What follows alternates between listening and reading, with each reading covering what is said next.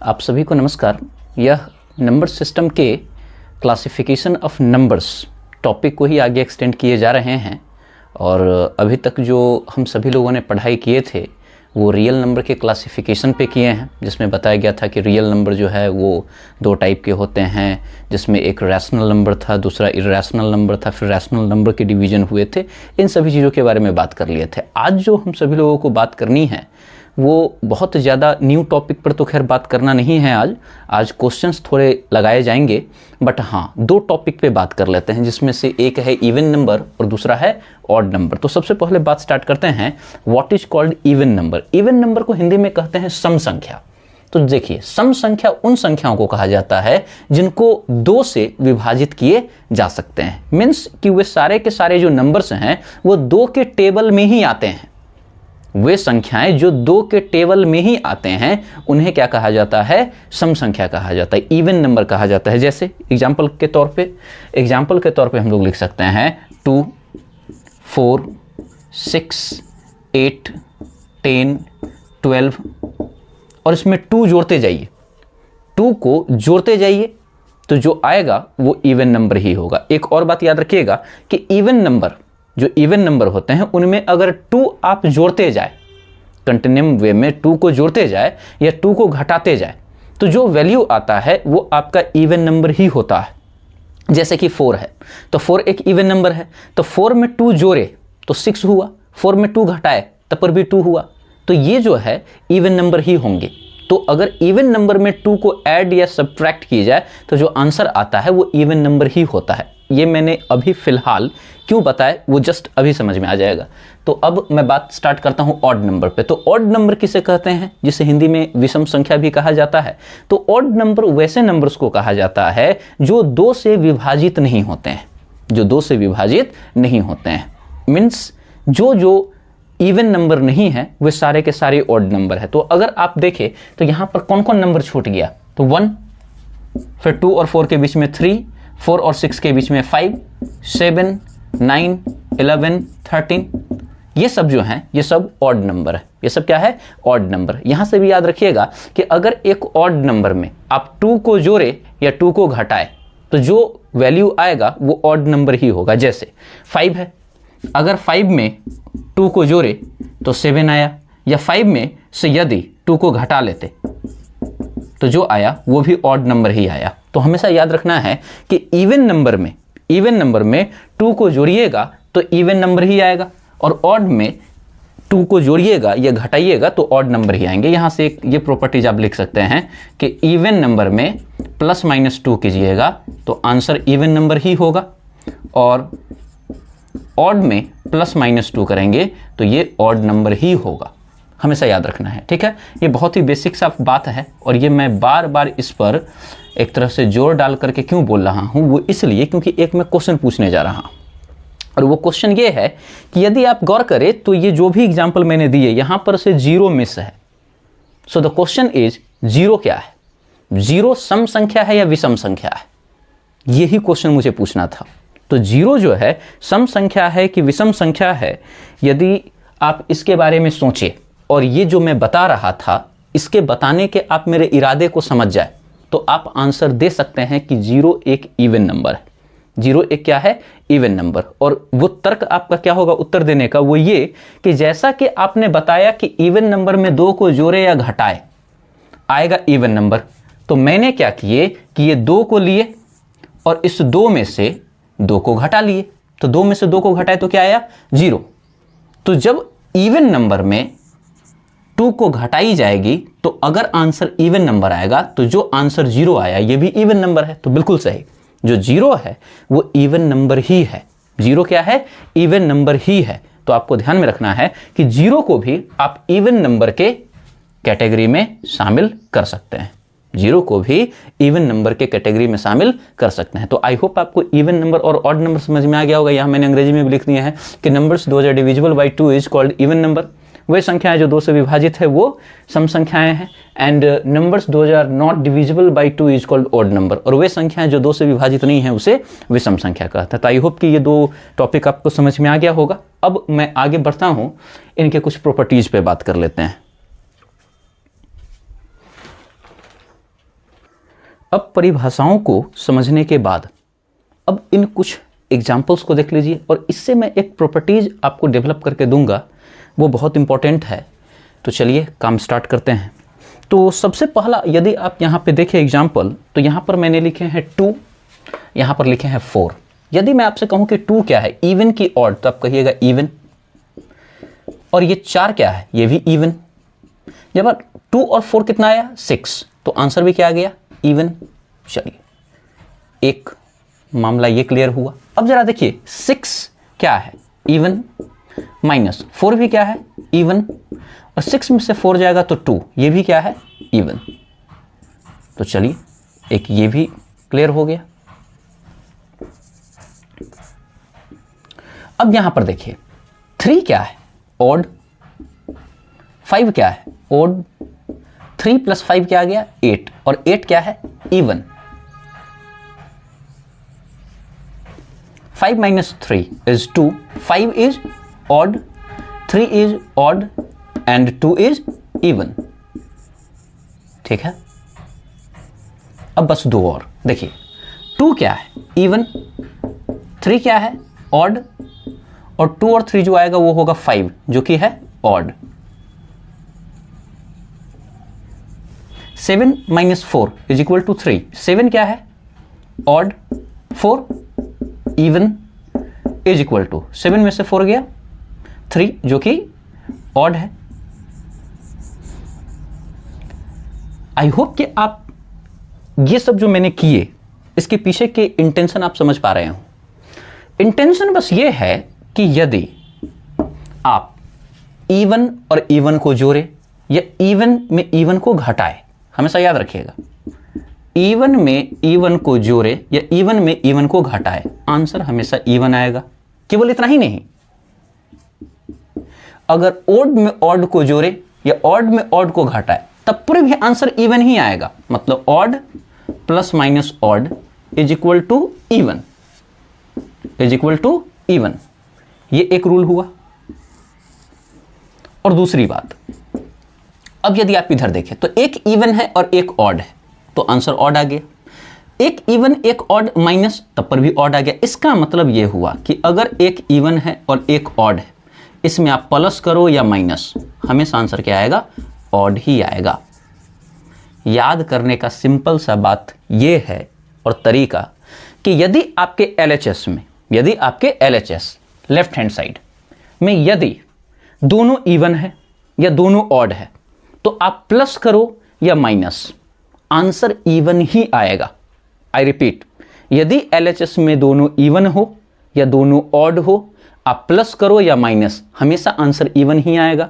और यदि LHS में एक ऑड है और एक इवन है, एक ऑड है और एक इवन है, तो वैसे कंडीशन में आप प्लस करो या माइनस, आंसर हमेशा ऑड ही आएगा। तो ये एक प्रॉपर्टीज था, इसको ध्यान में रखना है। तो इसको नोट डाउन कर लीजिए, और उसके बाद फिर आगे एक और टर्म पर बात करते हैं, या एक काम करते हैं, मैं यहाँ लिख भी देता हूँ, एक रुक जाइए, एक ही बार में कंप्लीट हो जाएगा। अब देखिए, ये तो प्लस माइनस के खेल में बात हुआ। अब मैं आपको जो है बता देता हूँ मल्टीप्लीकेशन का क्या गेम है। तो देखिए जरा, 3 × 5 15, ये ऑड है, इनटू में ऑड है, आंसर भी ऑड आ गया। 15 इज ऑड। अब अगला देखिए, अगर मान के चलिए मैं करूं 2 × 4, तो ये हो गया 8, ये इवन है, ये इवन है, और इधर भी आंसर क्या आ गया, इवन। चलिए अब क्रॉस करके देखते हैं, 3 × 8 = 24। एक इवन है और एक ऑड है, तो आंसर इवन आ गया। यहां से क्या सीखने को मिला, यहां से सीखने को यह मिला, ये आप मल्टीप्लिकेशन कर ले या डिवीजन कर ले, उससे कोई फर्क नहीं पड़ता। जैसे यहां पर एक और एग्जांपल देना देते हैं। चलिए, जैसे अगर मान के चलिए ना कि 15 / 3 होता, तब पर भी 5 ही आता। देखिए ये ऑड है, ये भी ऑड ही हो गया। यहां पर भी वही देखिए, अगर मैं 4 / 2 करता, तब पर भी 2। जैसे ये देखिए इवन है, तो ये भी इवन है। फिर यहां पर देखते हैं, अगर कोई मान के चलते हैं, यहां पर मुझे एक ऑड डालना था ना, तो यहाँ even is 8 and odd I have putted 3, तो एक काम करते हैं, मैं कुछ ऐसा लिखता हूँ, वैसे इससे कोई फ़र्क पड़ेगा है नहीं, वैसे ये फ्रैक्शन में चले जाएंगे, ठीक है। तो खैर लिख देते हैं, इतना लिखे हैं तो कुछ भी पॉइंट में अपना आएगा। तो यहाँ पर से जो मेन प्रॉपर्टीज़ है वो प्रॉपर्टीज़ ये है कि ऑड का ऑड में मल्टीप्लिकेशन कीजिएगा तो ऑड ही आएगा, लेकिन इवन का इवन से कीजिए या इवन का ऑड से कीजिए, आंसर इवन हो जाएगा। मतलब मल्टीप्लिकेशन के केस में अगर कहीं भी इवन नज़र आ जाए तो आंसर तो इवन ही होना है, क्योंकि इवन का मतलब कि उसमें 2 के फैक्टर्स होंगे, और आप जानते हैं कि 2 से जिसका भी मल्टीप्लाई हुआ वो सब के सब इवन ही बन जाने हैं, ठीक है। वैसे मैं आपको बता दूं कि भले मैंने ये आपको बता दिए, ठीक है, ये तीनों, बट ज़्यादा जो इंपॉर्टेंट बातें हैं वो ये है, ये बातें ये ज़्यादा इंपॉर्टेंट है, ये आपके ध्यान में रहना ही चाहिए। और एक और बात जो मैंने बताया वो क्या, वो ये कि जीरो एक इवन नंबर है। 0 एक क्या है, इवन नंबर है। बहुत सिंपल सा तर्क है, आप बोल दीजिएगा सिंपली कि जब इवन नंबर में से इवन नंबर को घटाते हैं तो जो आंसर आता है वो इवन नंबर ही होता है। तो 2 में से 2 को घटाए तो 0 आया, तो चूंकि 2 भी इवन है, दूसरा 2 भी इवन नंबर है, तो जो घट के आया आंसर 0 वो भी इवन नंबर ही होगा, because it is a properties. चलिए अब आगे मैं बढ़ता हूं, एक बार इसको स्क्रीनशॉट ले लिया जाए। चलिए तो अब मैं आगे बढ़ता हूं। एक क्वेश्चन है और वो क्वेश्चन ट्रू और फॉल्स पर बेस्ड है।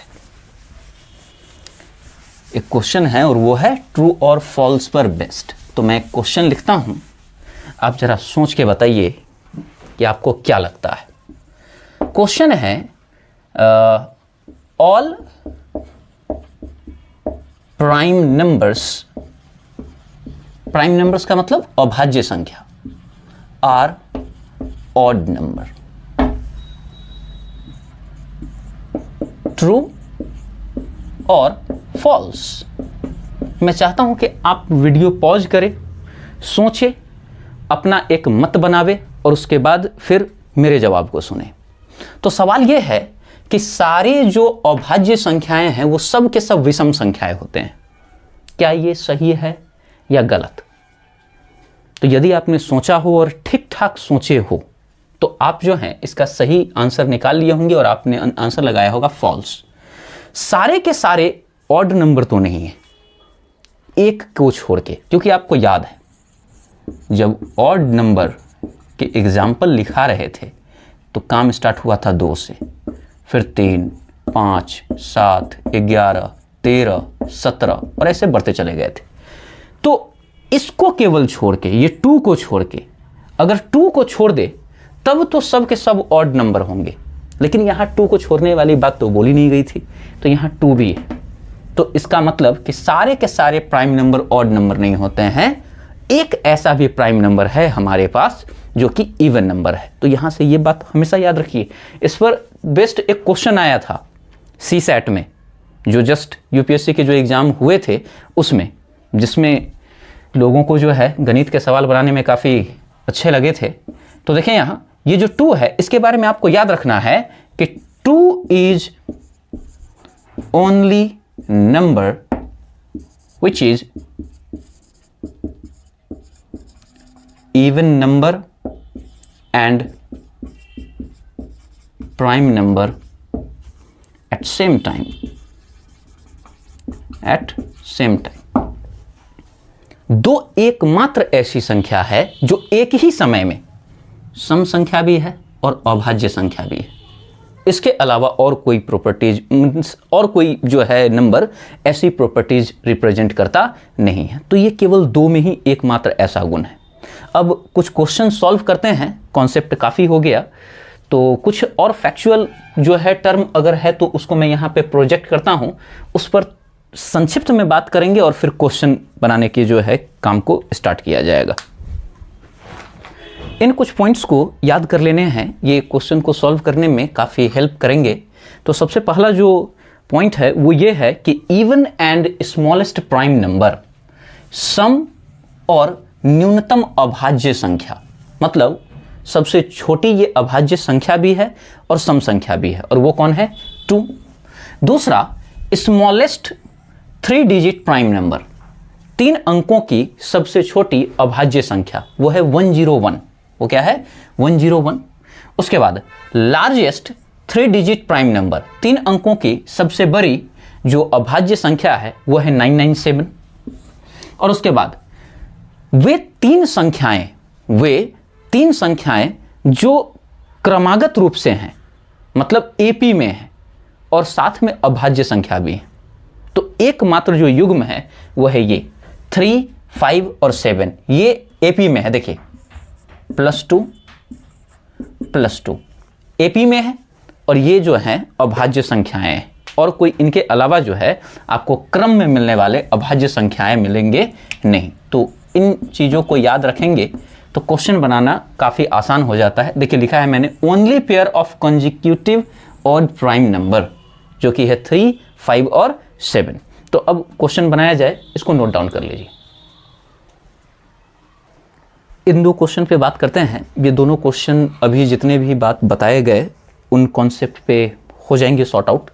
तो सबसे पहला जो क्वेश्चन है वो है the sum of the smallest 3 digit prime number and the largest 3 digit prime number is. इसका हिंदी सिंपली ये हुआ कि 3 अंकों की सबसे छोटी अभाज्य संख्या 101 बताए थे, तथा 3 अंकों की सबसे बड़ी अभाज्य संख्या 997 का योगफल बताइए।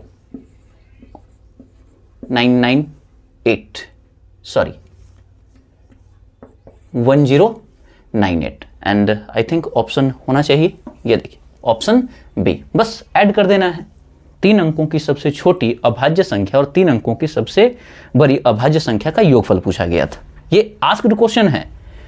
अगला है how many prime numbers are between 40 and 50। 40 और 50 के बीच में जो प्राइम नंबर्स हैं वो कितने होते हैं। तो देखिए होता क्या है ना कि अगर आपको रेंज बहुत कम का दिए हुए हो तो आपको क्या करना चाहिए कि फाइंड आउट कर लेना चाहिए। जैसे 40 से 50 के बीच निकाल ही लेते हैं ना, तो 41 किसी से कटेगा नहीं, 42 2 से कट जाएगा, 43 फिर नहीं कटेगा किसी से, 44 2 से कट जाएगा, 45 भी कट जाएगा 5 से, 46 2 से कट जाएगा, 47 नहीं कटेगा किसी से, 49 7 से कट जाता है, एंड 50 3 कितने हुए 3। तो ऑप्शन सी। तो अगर रेंज छोटा हो तो आप फिगर आउट कर लीजिए, क्योंकि देखिए बात कुछ ऐसा है कि जो प्राइम नंबर्स हैं इसको फिगर आउट करने के 100% करेक्ट मेथड अभी तक डेवलप किए गए हैं नहीं, अभी तक डेवलप नहीं किए गए हैं। हम लोग अंदाजा पर ही खेल रहे हैं। जैसे आपको मैंने बताए थे कि जितने भी प्राइम नंबर हैं वो सब के सब 6n ± 1 के फॉर्म में होंगे, लेकिन आपको पता है कि प्राइम नंबर तो होंगे लेकिन कुछ ऐसे संख्याएं भी है जो 6n ± 1 के फॉर्म में होते हैं बट वो प्राइम नंबर नहीं होते हैं, क्योंकि इसका वाइस वर्सा करेक्ट नहीं है। तो इसलिए हर जगह पर थोड़ा ना थोड़ा कभी ना कभी गड़बड़ हो ही जाता है। इसलिए छोटा सा रेंज रहे तो फिगर आउट करने में ही जो है ज़्यादा भलाई है और एक्यूरेसी ज़्यादा है। तो इसको नोट डाउन किया जाए। How to check any number is prime number और नॉट। अब जैसा कि मैंने अभी बताया आपको कि प्राइम नंबर को फिगर आउट करने का 100% जो प्रैक्टिकल मेथड है वो तो पॉसिबल है नहीं। ऐसा मैं इसलिए बोल रहा हूँ ना क्योंकि अगर कोई भी मेथड आप लगाए तो ऐसा पॉसिबल है, यदि एग्जामिनर चाह जाए आपको परेशान करने का तो ऐसा नंबर दे सकता है जिसको आप निकाल तो लीजिएगा लेकिन इतना समय लग जाएगा कि लगभग सारे के सारे क्वेश्चन छूट जाएंगे यदि उस पर सारे समय दे दिए जाए तो। वैसे जो प्रचलित विधियां हैं उस पर मैं बात कर देता हूं। जैसे कि मान के चलिए कोई मुझसे कहे कि 137 के बारे में बताया जाए, तो 137 प्राइम नंबर होगा या कंपोजिट नंबर, किसी एक में टिक लगाओ। तो 137 पर अगर कोई पूछ दे, 135 तो कंपोजिट नंबर है, क्लियर है, 137 तो इसके लिए करते हम लोग ये हैं कि सबसे पहले 137 को देखते हैं कि ये किन दो संख्याओं के बीच में है जो कि परफेक्ट स्क्वायर है। जैसे कि 137 है, जैसे कि 137 है तो ये जो है वो है 121 और 144 के बीच, और 121 किसका स्क्वायर है 11 का स्क्वायर है, और 144 किसका स्क्वायर है 12 का स्क्वायर है। तो 137 जिन दो स्क्वायर के बीच में होगा उसका न्यूनतम को पकड़िए 11, और 11 से अब छोटे जितने भी प्राइम नंबर है उसको एक बार लिख लीजिए 2, 3, 5, उसके बाद 7, बस इतना ही। और जितने ये सब आए ना बस इनसे इसमें भाग लगा कर देखिए। अगर इन चारों में से किसी से ये नहीं कटा इसका मतलब अब ये दुनिया के किसी संख्या से नहीं कटेगा। और यदि इन चारों में से किसी से कट गया, इसका मतलब ये कट जाएगा, अर्थात ये कंपोजिट नंबर कहलाएंगे। तो अब जरा देखिए 137 है, 137 को 2 से डिवाइड करेंगे। अब जरा बताइए कटेगा? ये ऑड नंबर है और आपको पता है कि 2 से डिवाइड तभी पॉसिबल है जब यूनिट डिजिट आपका इवन नंबर हो। वैसे मैं डिविजिबिलिटी के रूल आगे पढ़ाऊंगा, इतना वैसे आपको पता होगा कि ये 7 है, तो 7 तो 2 से नहीं कटता है, इसका मतलब ये तो नहीं हुआ। अब देखिए 137 3 से डिविजिबल के रूल ये थे कि इन सबों को जोड़िए और जोड़ने के बाद जो आएगा अगर वो 3 से विभाजित है तो ये पूरी की पूरी संख्या 3 से विभाजित होगी। जैसे देखिए 3 और 1 4, 4 और 7 11, 11 3 से नहीं कटता है, इसका मतलब 3 इस संख्या को नहीं काट पाएगा। फिर 137 और 5 से डिविजिबल के लिए आपको पता होगा कि या तो यूनिट डिजिट 5 होना चाहिए नहीं तो 0, 5 होना चाहिए नहीं तो 0, इससे भी नहीं कटेगा। अब 7 आ गया तो 137/7, 7 से अगर आप लगा के देखें तो 7 एकम 7 और उसके बाद 6 और 7 तो 63, नहीं ये भी नहीं कटने वाला है। इसका मतलब देखिए ये चारों में से किसी से नहीं कटा, इसका मतलब जो 137 है वो क्या है? प्राइम नंबर है। ये छोटा नंबर था इसलिए काम आसानी से हो गया।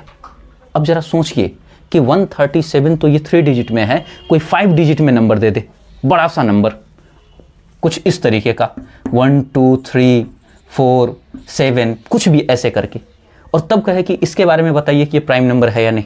सोचिए, फिर पता करना होगा ये दो उन नंबर के बीच में जिन दो स्क्वायर के बीच में ये लाई करता है, फिर उसमें से जो छोटा वाला है उसको पकड़ेंगे, फिर उसका सारा का सारा जो है उससे छोटा जितने भी प्राइम नंबर है उसको लिखेंगे, फिर बारी बारी से डिवाइड करेंगे। तो ये काम थोड़ा तो लेंदी पड़ जाता है, ये मान लीजिए। तो यदि बहुत बड़ा नंबर हो और कोई पूछे कि यह प्राइम नंबर है या नहीं, तो आप गारंटेड वो खोजने का कोशिश करो जो कि कंपोजिट नंबर होगा। 4 ऑप्शन में अगर कोई कहे कि इसमें से प्राइम नंबर कौन है, तो प्राइम नंबर को छोड़िए, आप ये खोजना चालू करो कि कौन कंपोजिट नंबर है। और कंपोजिट नंबर अगर 3 मिल गया तो वो तीनों तो नहीं होगा आंसर, चौथा जो होगा वही आंसर होगा। और नहीं तो इसको छोड़ो फिलहाल के लिए, और बाद में इस मेथड से काम करके बनाया जा सकता है, क्योंकि मेथड यही है, जो प्रचलित विधि है वो यही है। इसी मेथड से लोग करते हैं काम, और ऐसे ही हम लोगों को भी करना पड़ता है। तो चलिए, तो ये एक क्वेश्चन हुआ। जैसे एक और क्वेश्चन पर यदि मैं बात कर लूँ, जैसे कोई नंबर दे दे कोई नेक्स्ट, वैसे इसका पहले स्क्रीनशॉट ले, उसके बाद फिर मैं दूसरे नंबर पे बात करता हूं। जैसे मान के चलिए अगर मुझसे कोई कहता कि 261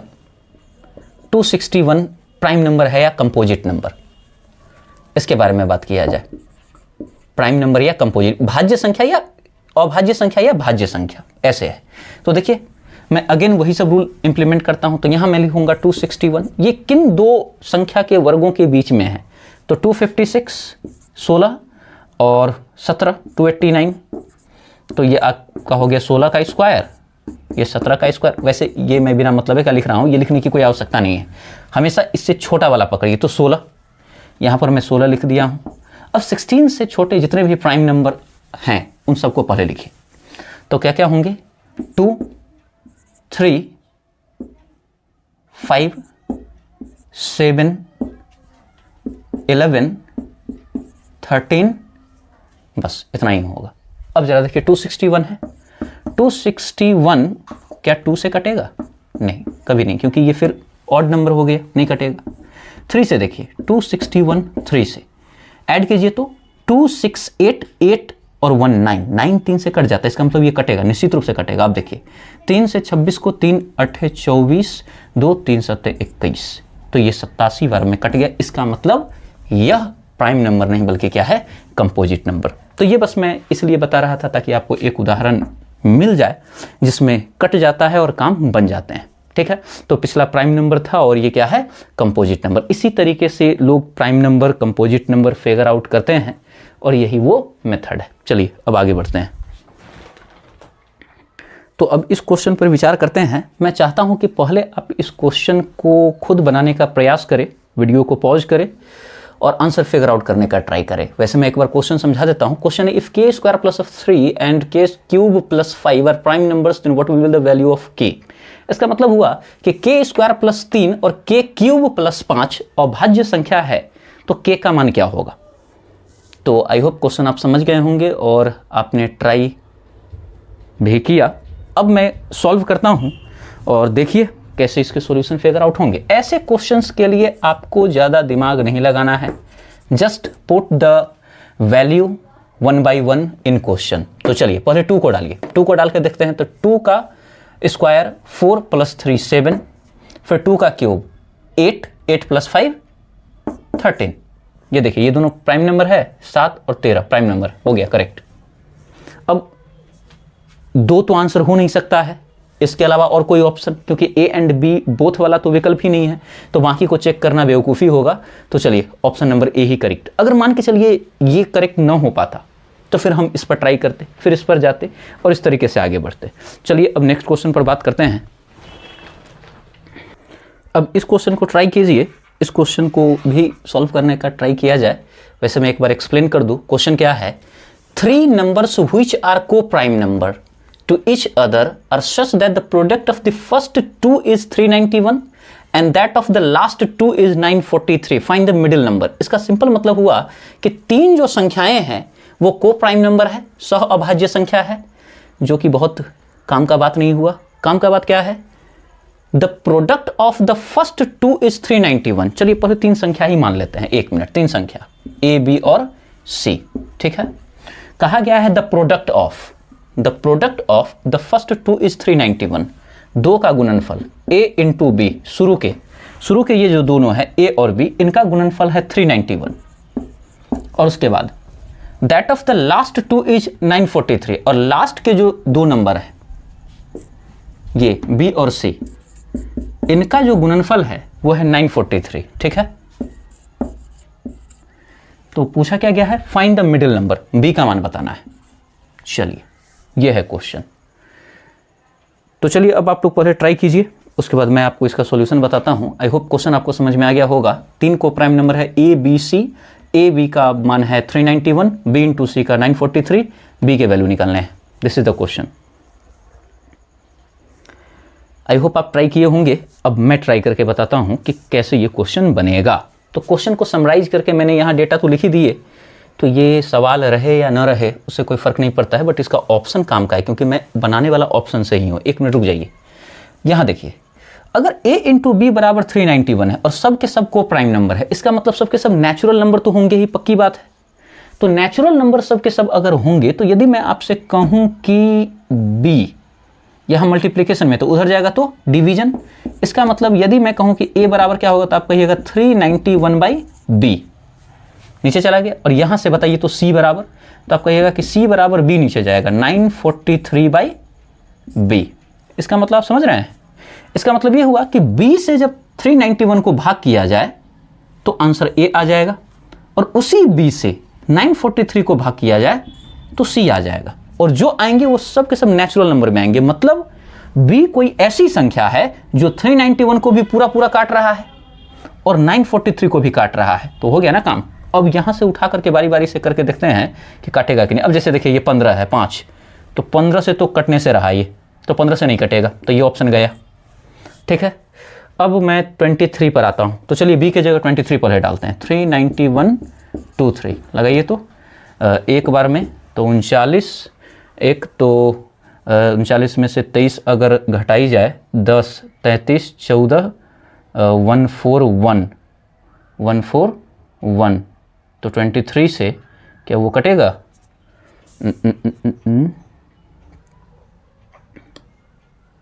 161 161 235 161 23 7 टाइम्स, इसका 1 7 14 और 1 161, हाँ कट गया।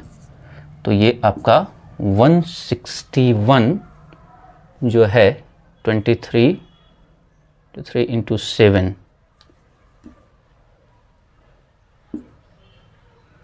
61 7 टाइम्स 17 बार में। कुल मिलाकर के ये मामला हुआ कि ये कट जा रहा है। 23 से कम 23 और घटाया गया तो 161 आ गया 7। चलिए ये तो कट गया। चलिए एक ही कटा है, अभी ज़्यादा खुश होने की ज़रूरत नहीं है। वैसे एक कट गया तो मुझे लगता है हो जाना चाहिए। देखते हैं इसको। 943 फिर 23 से 943 में डिवीज़न अगर की जाए तो चलिए करके देखते हैं। तो 23 है तो 23 चौक कितना हो जाएगा? 20 चौक 80, 3 चौक 12, 80 12 92, तो 2 3 हो गया। 23 चौक और उसके बाद 1, चलिए 40 टाइम 1 टाइम्स में कट गया। इसका मतलब जो 23 आपका है ये 391 को भी डिवाइड कर दिया और 943 को भी। आई थिंक मुझे लग रहा है कि मैंने थोड़ा ज़्यादा ही रफली इसको बना दिए।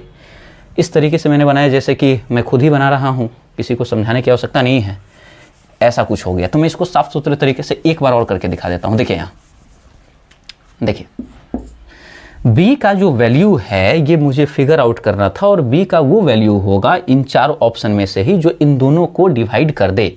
तो 391 के जगह 391 के जगह नीचे जो b है उसके जगह 15 डालिएगा तो कभी नहीं कटेगा, क्योंकि इसका यूनिट डिजिट 5 है। तो 5 है तो मुश्किल है, क्योंकि 15 के जो मल्टीप्लिकेशन है उसमें या तो 0 आते हैं यूनिट डिजिट और नहीं तो 5। जैसे 15 का पहाड़ा आप देखिए ना, 15, 30, 45, 60, 75, देखिए या तो 5 आएगा नहीं तो 0, 5 नहीं तो 0। तो यहाँ पर तो 1 है, तो खैर 15 से तो काम नहीं हो पाएगा। तो इसलिए मैंने 23 सेकेंड ऑप्शन की तरफ मूव किए। तो मैंने 391 इस पर पहले चेक किए और बटा में 23। 391 का जब मैंने 23 से डिवीजन किया तो 1 टाइम लगाए तो 23, यहाँ पर आया 6, यहाँ आया 1, 1, 7 टाइम्स में ये इसको कट कर दिया।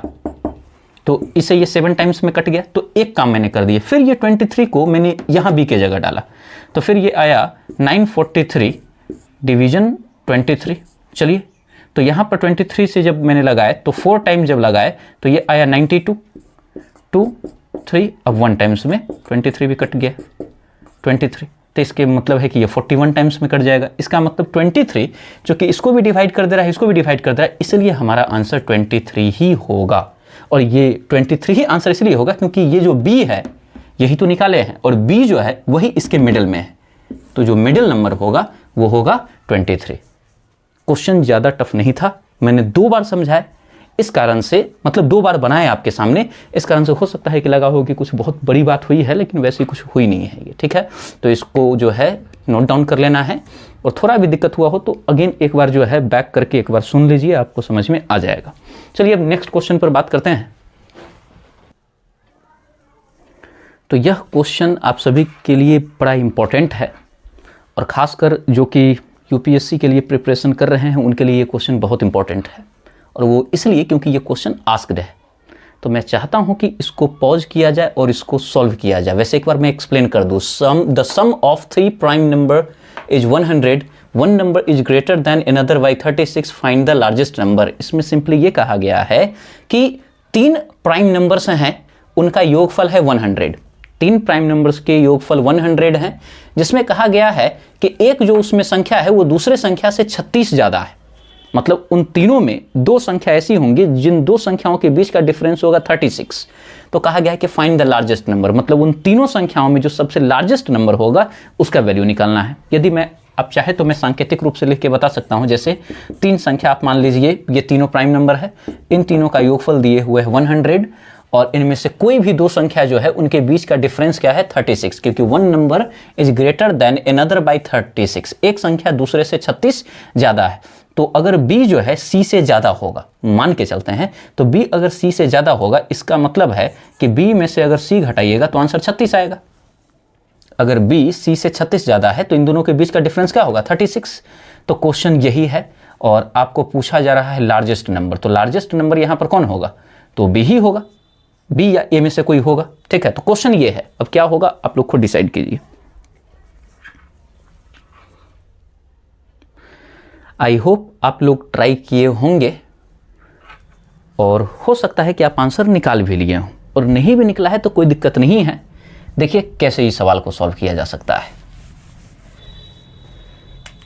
3 प्राइम नंबर हैं a, b और c और इसको जोड़ के लाए हैं 100।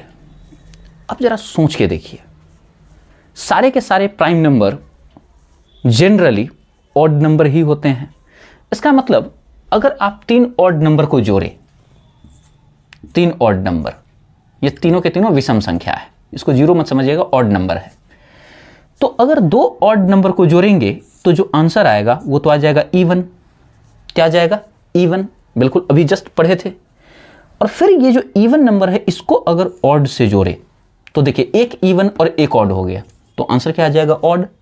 लेकिन आंसर तो यहां इवन है, इससे क्या समझ आया? एक बार और मैं रिपीट कर देता हूं, ध्यान से सुनिएगा। मैंने कहा कि most of the prime numbers odd number हैं, तो सबके जगह ऑड नंबर अगर होगा, मान के चलते हैं, उम्मीद किए, तो दो ऑड नंबर को जब जोड़िएगा तो इवन आएगा, और इस इवन नंबर को फिर इस ऑड नंबर से जोड़िएगा तो इवन और ऑड, तो ऑड आता है ना, 2 + 3 5। देखिए, इवन प्लस ऑड ऑड, लेकिन जो आंसर है वो तो 100 है। इसका मतलब ये हुआ कि यहां पर एक इवन नंबर होना ही चाहिए। क्या होना चाहिए? Even number. ऐसा मैंने क्यों कहा? क्योंकि तीनों में से तीनों अगर ऑड नंबर हो जाए तब तो इवन नंबर में आंसर लाना पॉसिबल ही नहीं है। तो आपको एक इवन नंबर का उपाय करना ही होगा। आप कहिएगा ऐसा आप क्यों बोले? ऐसा इसलिए क्योंकि इवन और ऑड का योगफल तो ऑड आ जाएगा, ऑड प्लस ऑड इवन होता है। अब जरा बताइए कि जब मैं इतना क्लियर हो गया कि इन तीनों में एक तो इवन नंबर पक्का होगा, तो हमें पता है कि वह इवन नंबर जो कि प्राइम नंबर भी है वो कौन है? 2। तो ये पक्की बात हो गई कि यहां तो 2 बैठा हुआ है, मतलब ये 2 है और इन दोनों का पता नहीं। तो 2 + b + c बराबर 100। अब ये 2 प्लस में उधर जाएगा तो माइनस में, तो 100 में से 2 जाएगा तो 98। तो b + c का मान क्या हो गया? 98। और एक बात और याद रखिए, जस्ट अभी क्वेश्चन में कहा गया कि एक संख्या दूसरे से 36 ज्यादा है, मतलब बड़ी संख्या b में से c को घटाएंगे तो आंसर 36 आएगा। अब काम हो गया, इन दोनों इक्वेशन को जोड़ दीजिए। तो जोड़िएगा तो c से c कट गया, b + p 2b 98 और 36, 8 6 14 का 4, हासिल 1 10 3 13, 134। 2 से 134 कट जाएगा तो b का जो मान आएगा 134 का आधा, 50 और 17 67, 67। और हमें बताना था लार्जेस्ट नंबर, तो 67 कहीं है, देखिए यहां। तो ये हुआ आंसर। इस क्वेश्चन में बस ट्विस्ट ये था कि जिसको याद आ गया कि इन तीनों संख्या में 1 2 पक्की बात है कि उसको पक्का उपस्थित होना ही है, उससे ये क्वेश्चन बन गया, और नहीं तो फिर क्वेश्चन बनाना पॉसिबल नहीं है। अच्छा देखिए, लार्जेस्ट की जगह अगर स्मॉलेस्ट नंबर पूछता, तो अगर कहता कि फाइंड द स्मॉलेस्ट नंबर, तो स्मॉलेस्ट नंबर 2 ही होता। इसके लिए सॉल्यूशन तक नहीं करते हम लोग। इन तीनों में लार्जेस्ट नंबर 67 है। अगर कोई पूछे सी का मान बताओ, तो सिंपल है, 67 में से हम लोग किसको घटा देंगे? 36 को, क्योंकि डिफरेंस तो 36 का होना चाहिए था। तो ये रहा क्वेश्चन, ये इंटरेस्टिंग क्वेश्चन था, इसको नोट डाउन कर लीजिए, ध्यान में रखिएगा, अगली बार जब दिखे तो गलती नहीं होना चाहिए।